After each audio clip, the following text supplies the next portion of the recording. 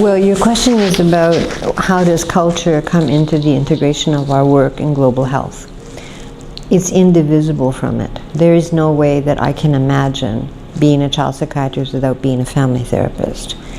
And there is no way that I can imagine being a child psychiatrist or a global health specialist without being deeply interested in people's culture.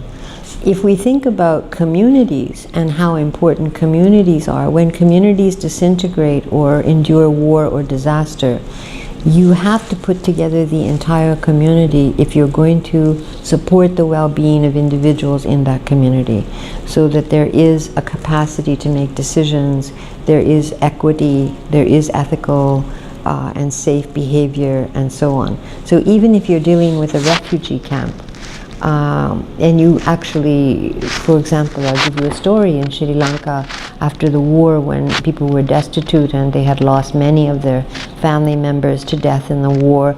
Their farms had been destroyed and they were in this camp, and the psychiatry people came and said, "What can we do for you?" And they were living in poverty and with very difficult situations. They said, "The first thing we want to do is to be able to mourn our dead, because we have not buried them and we have done no rituals. We had to flee for our lives and we left everyone we loved behind, and they were never buried." So what they did was a collective intervention of a funeral. And this was a very important part of establishing the well-being of the group, the cohesion of that community of dislocated people, and it was the beginning of working towards a mental well-being of the camp.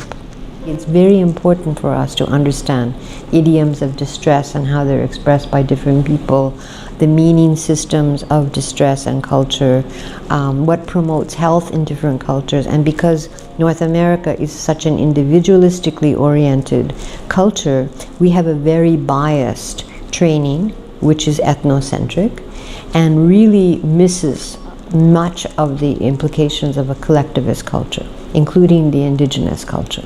So for me, it is not possible to simply be dropped off in another country and think that you can do good.